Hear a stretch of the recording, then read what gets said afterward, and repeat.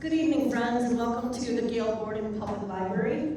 My name is Tish Calamer, and I'm the Director of Community Engagement here at the Willard Public Library.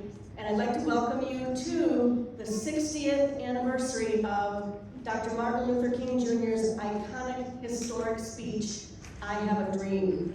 It was 60 years ago to the day, August 28, 1963, that the March on Washington took place.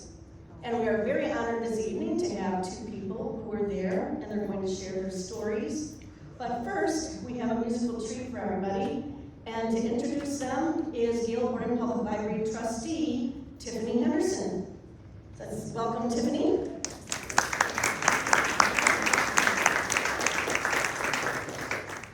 Good afternoon, evening, everyone. How's everyone today? Well, welcome to this great library. It's a great day today. We are commemorating something awesome and wonderful with Dr. King and his speech that really transformed our country in ways that are still being reverberated today. Isn't that true? So today, it's my pleasure and honor to introduce one of the best choirs right now. We have the praise team here in Elgin. This is the Second Baptist Church praise team. Second Baptist Church, if you didn't know, is the oldest African American church in Elgin, founded in 1844 by former slaves. And the tradition of singing and giving honor to God is still being experienced every week at Second Baptist right here on the east side of Elgin. So if you could please put your hands together for the Second Baptist.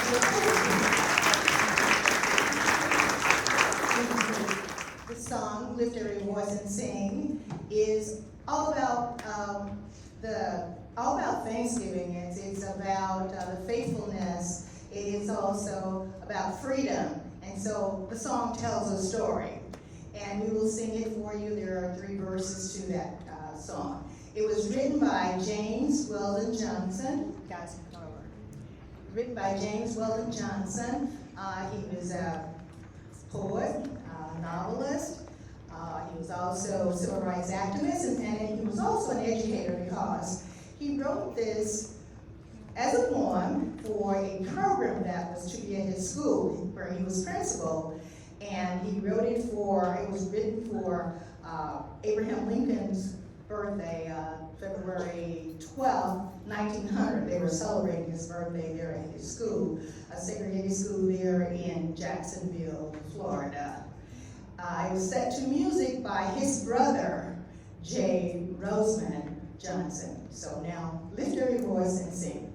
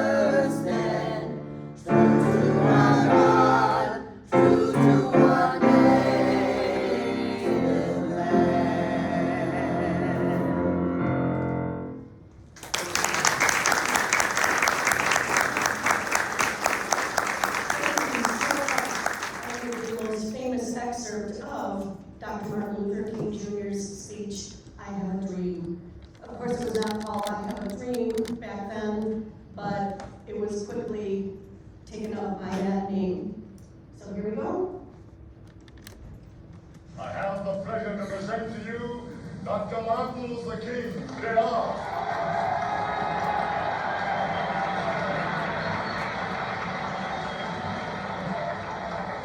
I'm happy to join with you today in what will go down in history as the greatest demonstration for freedom in the history of our nation.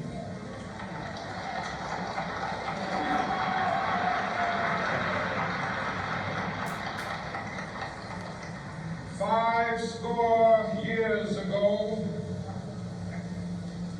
a great American in whose symbolic shadow we stand today signed the Emancipation Proclamation.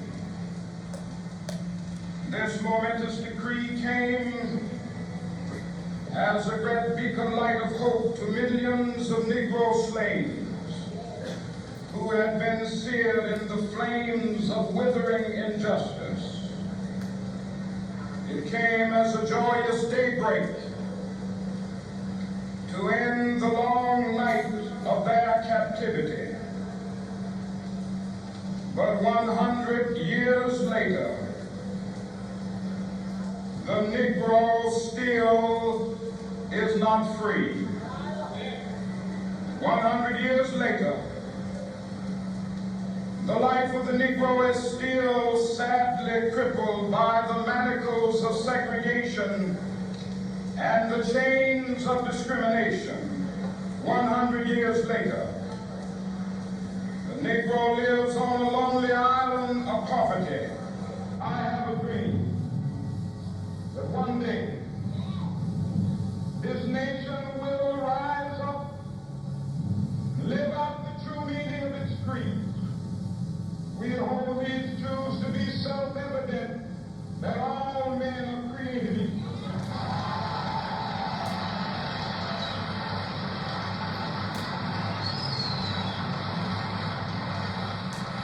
I have a dream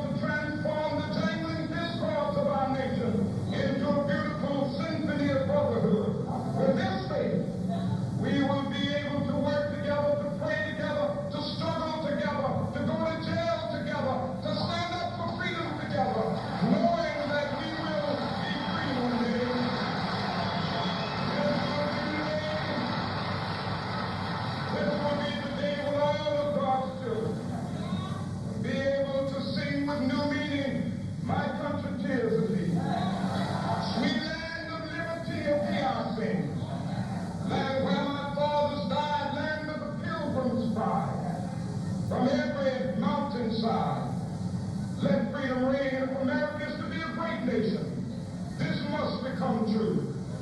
So let freedom reign from the prodigious hilltops of New Hampshire. Let freedom reign from the mighty mountains of New York. Let freedom reign from the hiking Alleghenies of Pennsylvania. Let freedom reign from the snow-capped Rockies of Colorado. Let freedom reign from the curvaceous slopes of California. But not only that, let freedom reign from Stone Mountain of Georgia. Let freedom reign from Lookout Mountain of Tennessee. Let freedom reign from every hill and molehill of Mississippi. From every mountainside. Let freedom reign from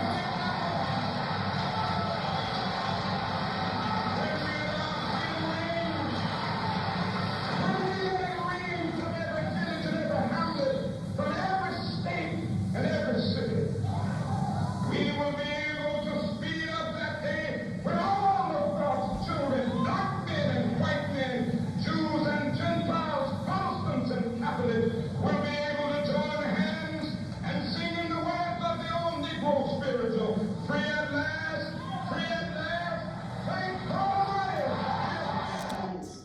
Our first guest is Willard Dulabaum, known as Duly, and he was there.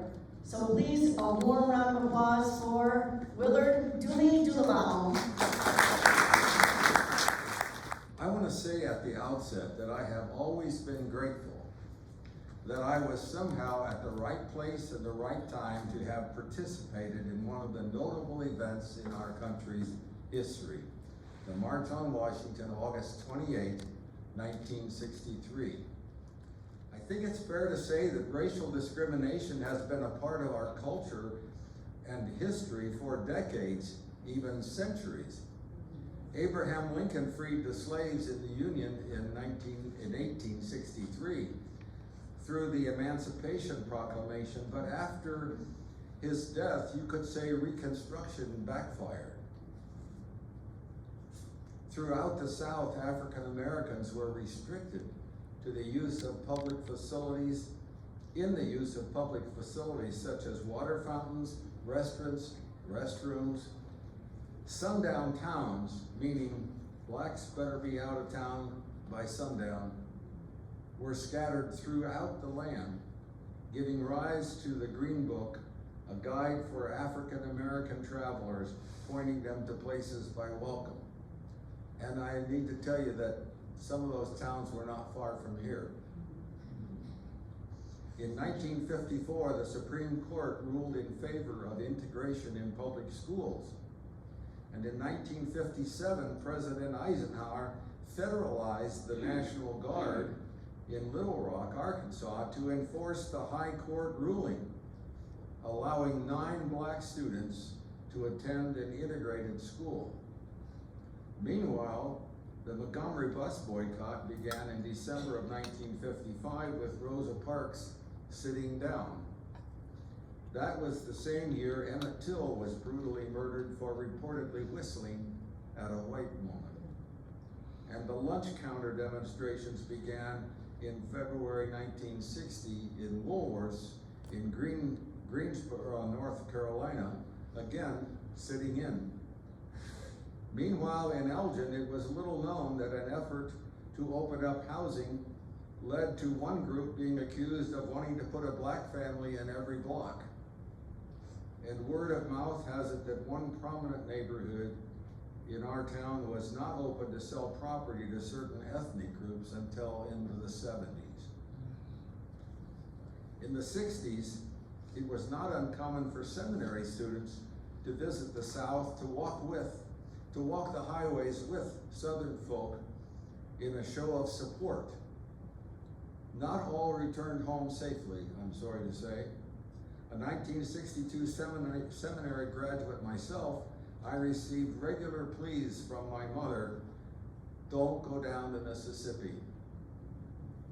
As I recall, 1963 then was seen as a significant year, perhaps in part because it was now 100 years since the end of slavery.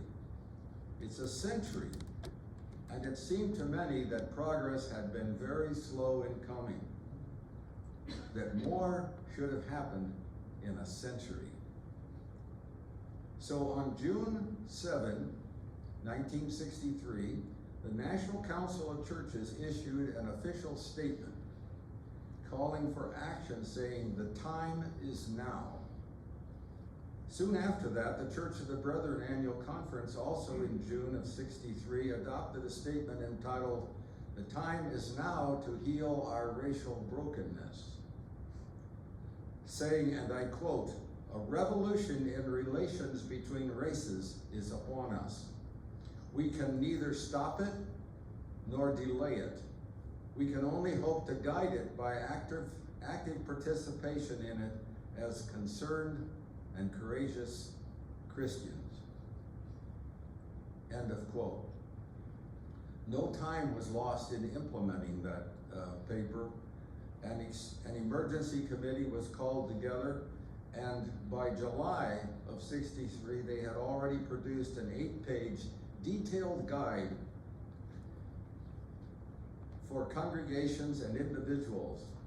One example was, "Be willing to join with those of other races in witnessing for interracial justice and goodwill." That was one item on that of those lists. I didn't mention earlier, but as a teenager, I went with my parents to the only motion picture they had ever attended, an outdoor theater showing of the film Uncle Tom, a story about slavery. My mother had read the book in her youth and insisted we see the movie. Soon after, I found my first job, pressing clothes in a dry cleaning shop. I discovered later that that was frequently a job filled by black men. One of them was Tom, who graciously tutored me. So back to motivation. I had worked with African Americans and lived near them on the west side of Chicago for several years. And I took it to heart, you could say, when the church just put out the call to action. Within days of that call came plans for the largest demonstration ever held in Washington. It was actually 2 events in one, though that wasn't always apparent. The March on Washington was sponsored by a cluster of civil rights and religious organizations, along with labor unions, calling for legislation promoting civil rights and jobs, with leaders such as Dr. Martin Luther King Jr., Roy Wilkins, James Farmer, and others. The National Council of Churches called for an assembly, a more palatable title maybe, to be held on the same day as the march, also in Washington. The intent was to call Christians and churches to involvement in one massive, peaceful demonstration for racial justice. This was a quote, "We need thousands of Christians, white and Negro, in Washington, August 28. Put aside everything and come." Put everything aside and come. So the march and the assembly all blended into one event, and the National Council of Churches said, "Be there." Well, I was an associate pastor of a church in a small college town in Indiana, just 1 year out of seminary and impressionable. And I recall the definite uneasiness for many, even in our church, were critical, including our local social concerns chair, who was opposed to going to the march. And I recall how comforting it felt when the head pastor said, "We need to be there." Because I agreed. I wanted to go, but I did feel the weight of controversy upon us. Then the district decided to organize a bus load, and they called upon me to secure the transportation. I soon discovered all the nation's buses were already reserved. All over the country, I tell you, the buses were reserved. But one charter company said, we have a scenic cruiser that we're acquiring from Trailways. We won't have time to check it out, but if you want to take it as it is, what choice do we have? I said, we'll take it. Since we had a regular choir exchange with the black church in Fort Wayne, quote unquote black church we said then, in Fort Wayne, it seemed natural to invite them to join us in the journey. So we boarded in mid-afternoon, picked up 17 participants 35 miles away in Fort Wayne, headed off with 44 on board. Every seat was full. We had 3 mechanical delays. We drove all night, spent the day in Washington and drove all night back. We had 3 mechanical delays, one during the night on the turnpike. It was a gas line elbow. Another was a radiator stop in the morning in the mountains of Pennsylvania. And the more serious breakdown was at an intersection in the Maryland suburbs. There, just outside of Washington, we sat for perhaps 2 to 3 hours, scattered in little clusters in the grass. It was a hot day, August 28th. There we were, black and white together, not exactly a suburbanite dream at that time and place. Our people were patient with the delays, perhaps more so than I was, for I knew our schedule. At 10 o'clock, we missed the assembly at the Washington Monument. That's where they gave out the signs. Now it was past noon, and we're missing the actual march. And I was heard to say emphatically, no way are we going to miss the 2 o'clock program at the Lincoln Memorial, because that is where Dr. King will be speaking. I realized nobody was really taking charge. We had our district executive aboard, plus several pastors, professors, but when our driver indicated that our bus company's other bus in town was also broken down, I decided to walk. We didn't have cell phones. I decided to walk and find a payphone. I did that and I called a taxi company. I told them we wanted to be at the Lincoln Memorial before 2 o'clock. And then we had 44 people. They sent 9 taxis and a police escort. Wow. And they took us right up to the grass, to Lincoln Memorial. If you saw Martin Luther King speaking, we would have been over here, the grass, to his left. It was a mass of people. Well, you saw it. I think it's a great video. The largest crowd that was ever assembled there to that day, estimated later at 250,000. All the way along the reflection pool, you saw some had their, lucky ones had their feet in the pool. Most of us stood in the sun. On all sides, and for many of us, there was no shade, no water bottles like we have now. You didn't have these. There were some water stations if you're willing to risk your standing space. Same way with the restroom. Are you willing to risk where you're standing? Because every space was tight. The signs in the picture all look similar, because they were all furnished by the sponsors, except the ones identifying churches. There were no homemade slogan signs allowed. And by the time we arrived, the signs were all taken. Unfortunately, however, not everybody wanted to be burdened with a sign. They were on long poles. So discarded ones were an option. And I somehow came onto a pre-owned sign early enough that I could use it to write notes on the back. It's the only thing I had to write. So I took down the 10 demands. If you have a chance to look on the sign with red lettering, I've framed it so that the back is also open. Both sides are open. And in green ink, the only pen I had, down on the left side, I tried to enumerate the 10 demands. They went too fast for me, so I found them in Google. And exact the same order, they're just the same demands.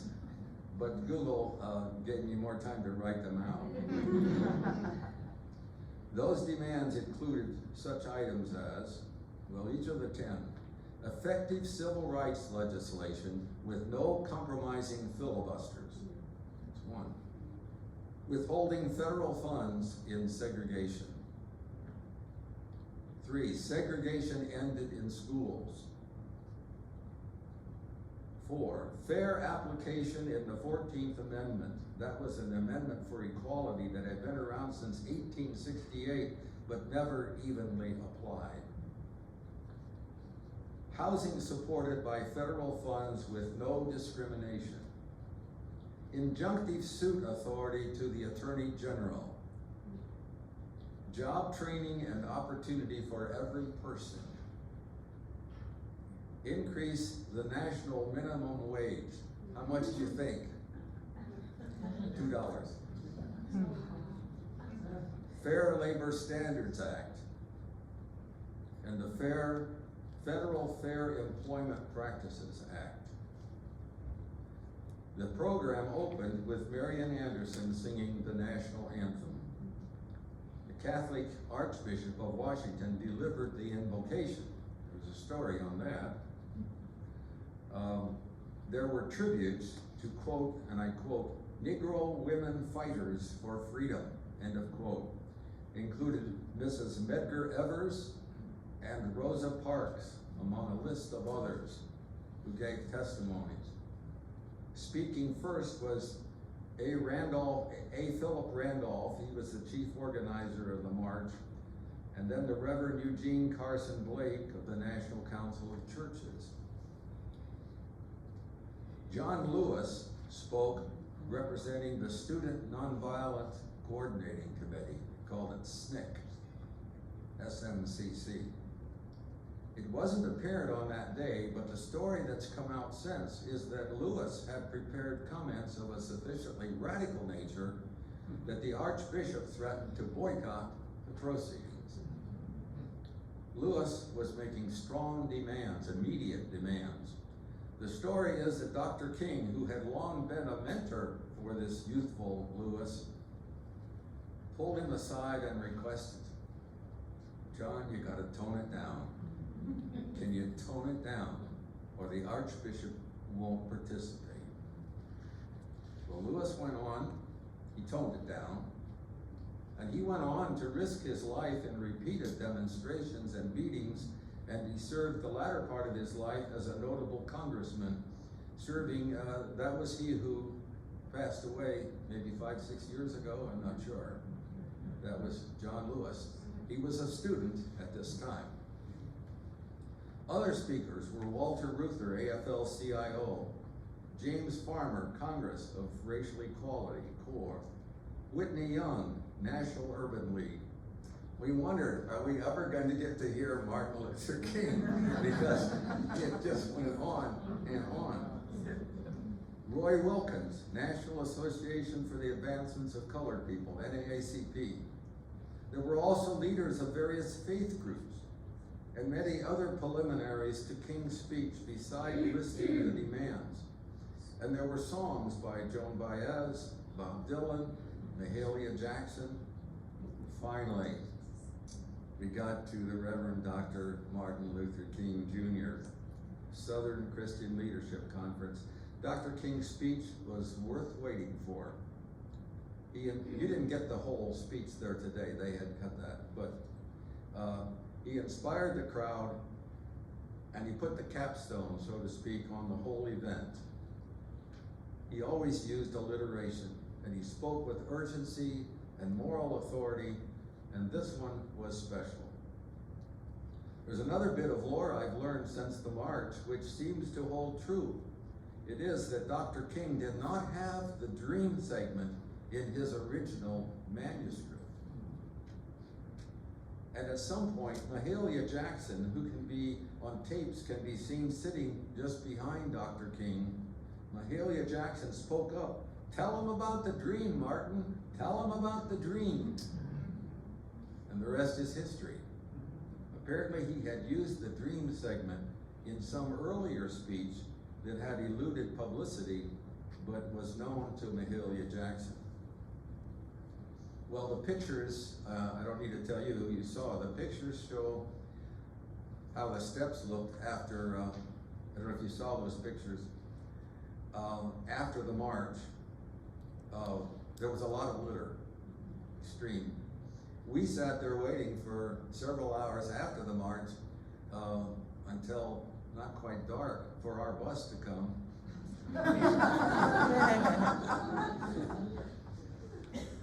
Then we traveled to a restaurant before leaving the city, and people asked if there was any violence on that day.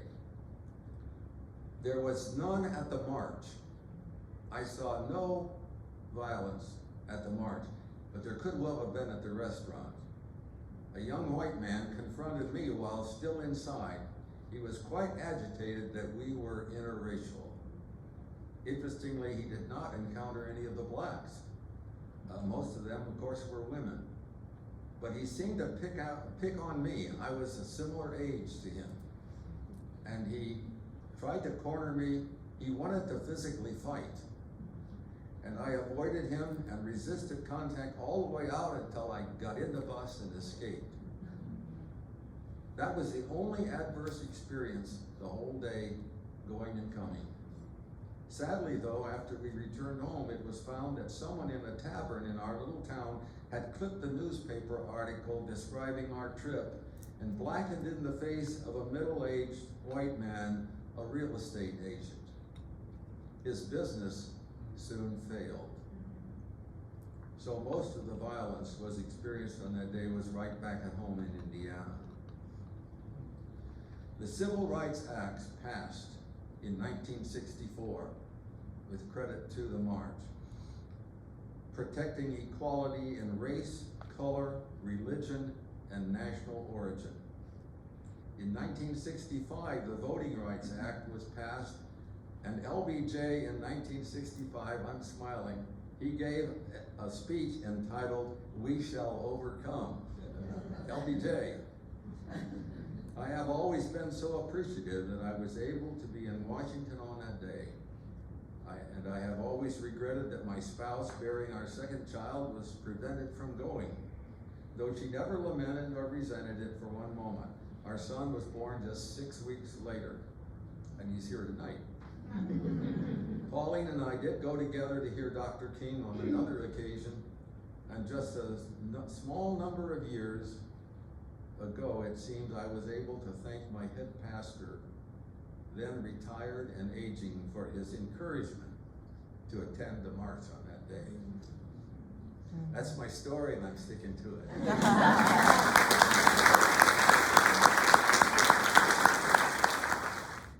And now, I'd like to bring out our second guest, Howard Royer, our journalist on the ground. So we're going to have an interview with him, and he'll fill in with some color commentary.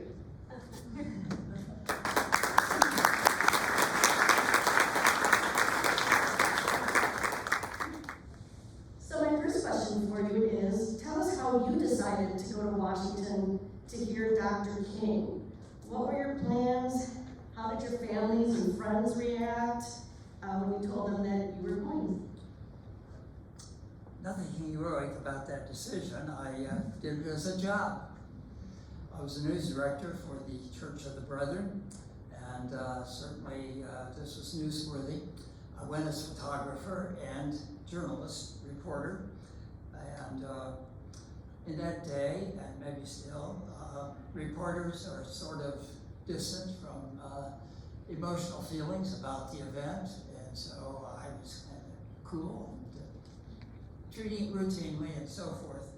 But once there, soon became caught up in the euphoria and the inspiration and enthusiasm of the event.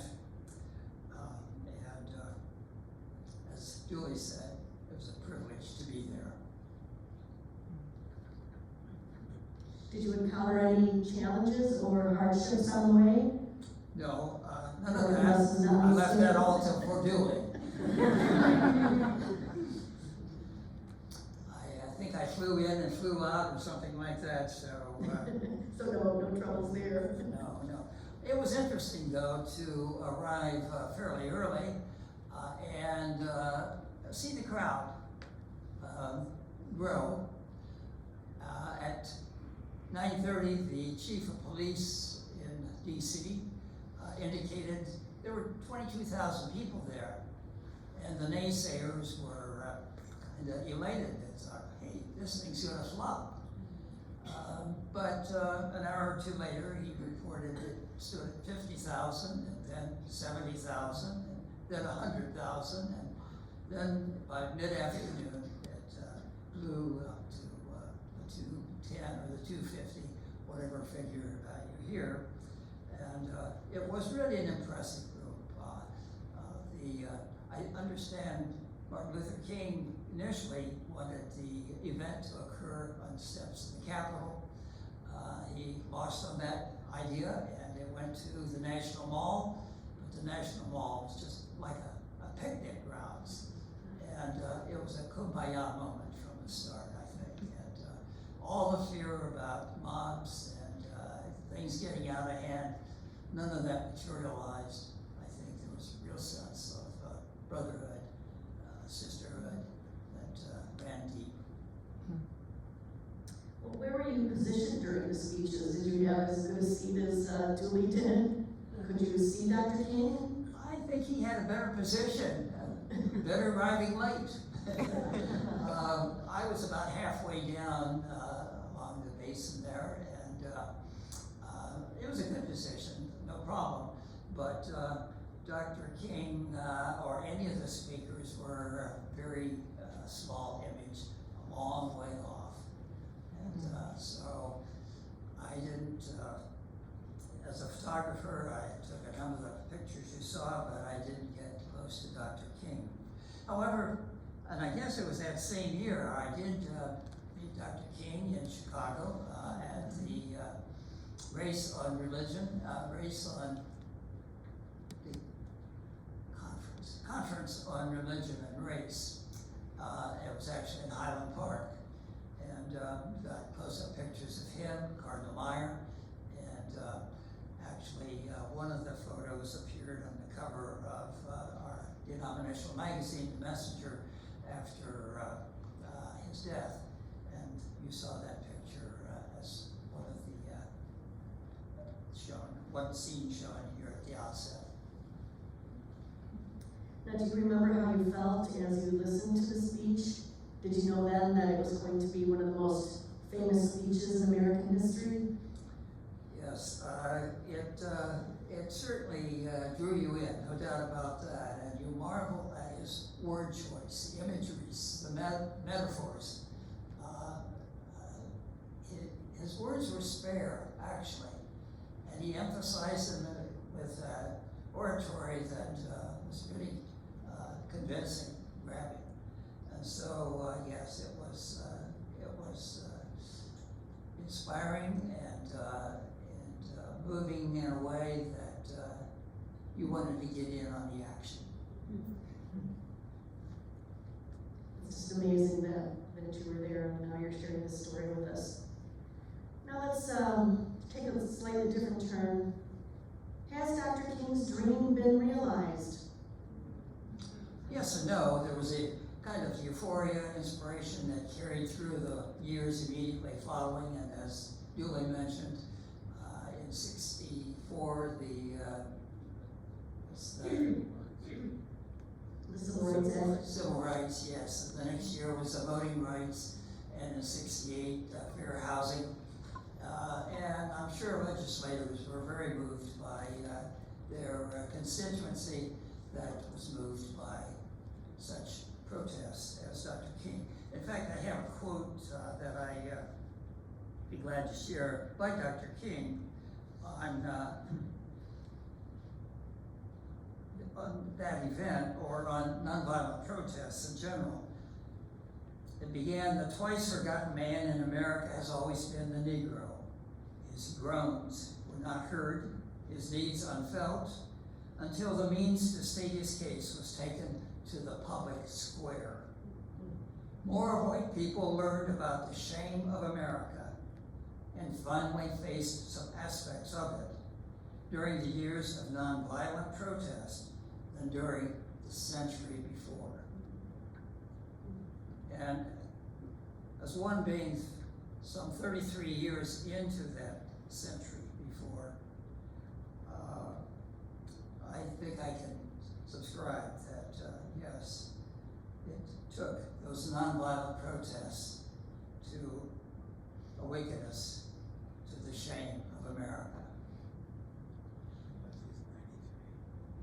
What lessons from the speech and the day do we need to heed? What action must we take? One of the things that became apparent, and I read recently a book from the library here called Where Do We Go From Here? Written by Martin Luther King shortly before his death. And I think may not have been published until right after his death. But one of the things that became apparent is his growth, his maturing. Some say he became more militant. I think he held fast to maybe by that they meant more aggressive, more assertive. It was realized that the issues are broad. And it wasn't only jobs and freedom and the desire for a whole different attitude toward blacks by the whites.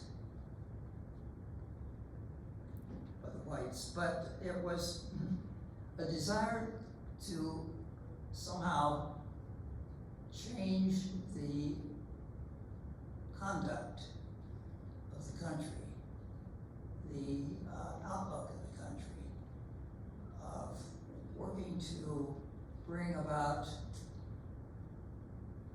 a fairness, a respect that simply did not exist. And that led him not only to deal with the issues around race and equality and diversity, but war. He really questioned the Vietnam War. Some said he was late in the game on that, and it cost him quite a bit to oppose that war. But he not only opposed that war, but he was opposing war in general.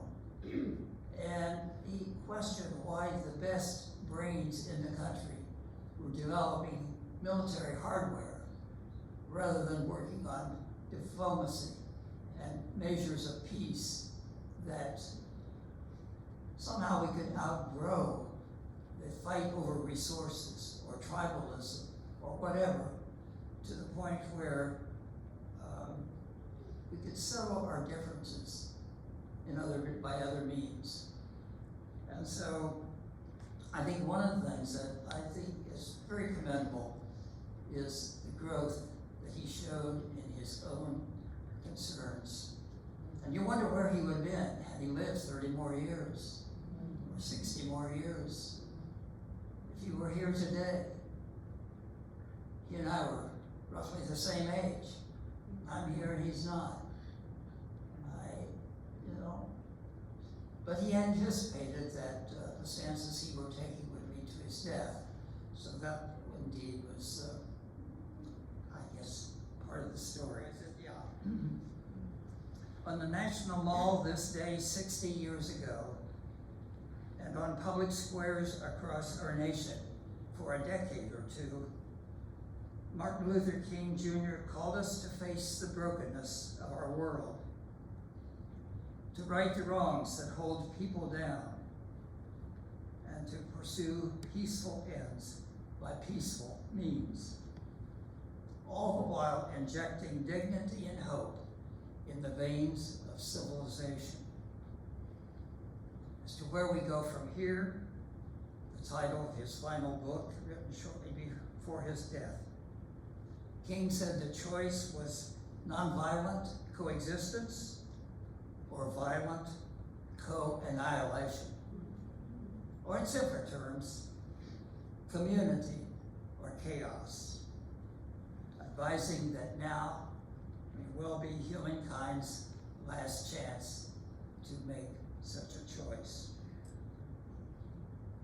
At the 60th anniversary on the National Mall 2 days ago, as it was built, I hope our gathering here this evening is not a commemoration, but a continuation of Martin Luther King's work for a just, peaceful, and sustainable world.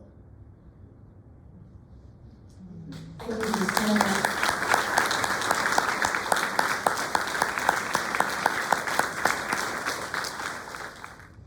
Let's end on a note of hope. I would like to bring back the Second Baptist Church of Elgin praise team. I'm sure you've all heard, and we'd love for you to join in with us. I recall singing this along with other freedom type songs when I was a teenager growing up in Mississippi, and we would have mass meetings, and that's where various communities would gather and talk about the various problems that were going on in the community and what could be done about it, what they could do about it. So with this song, very repetitive, words are, so I want you to make sure that you join in with us when we sing, "We Shall Overcome." As I said, it was one of the many freedom type songs that were sung during mass meetings in all over the South, actually, not just Mississippi. Right?